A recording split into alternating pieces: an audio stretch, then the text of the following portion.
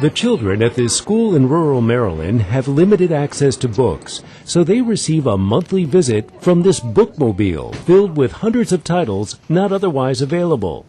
Librarian Cindy Rao manages the program for the Washington County Free Library of Hagerstown, Maryland. So we basically supplement what they can get in their schools and give the children a lot more books. Like bulldozers? Yeah. Yeah, there you go. How about that one? Yes. All right. Okay. We'll see you next month, okay? Okay. Okay, bye. thank you. Bye-bye. Assistant Librarian Becky Henson helps Rao run the Bookmobile program. She says, in addition to schools, the Bookmobile serves daycare centers, senior living facilities, and other places where potential readers have a hard time getting to their county's main library in the city. This is great. It's practically at my front door. The library even dispatches a smaller vehicle to make personal calls. Today, Rao is visiting 89-year-old Belle Greenfield.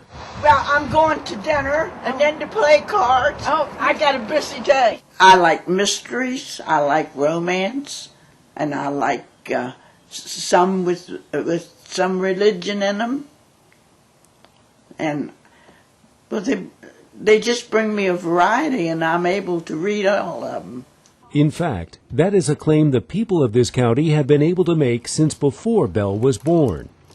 Washington County was the very first book service in the United States to go to the people. We started with the book wagon, and now it's a bookmobile. We've been doing it for 103 years. The county's first librarian, Mary Titcomb, started the program. So she decided that the best thing to do would be to send, if the people couldn't come to the books, she decided the books should go to the people. In a tribute to Mary Titcomb, Hagerstown antique dealers Jim and Angie Burns had a replica of the original book wagon built. And the interesting thing, of course, is it all began here because Mary Titcomb was accredited here with the delivery of taking books to the people. Her famous quote was, "We don't wait for the man to come to the book, we take the book to the man." By 1912, the first automotive bookmobile was introduced. It would be upgraded before the decade was out, then modernized again in the 1920s, 30s, 50s, and 60s. From 1969 to 1985, this vehicle became familiar throughout the county. Today, it is the familiar bus you see here. And as for the future...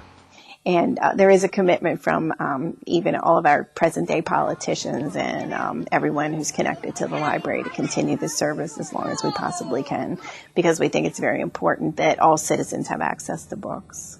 Not a bad idea, and it all started right here. For producer George Dwyer, Jim Burtell, VOA News.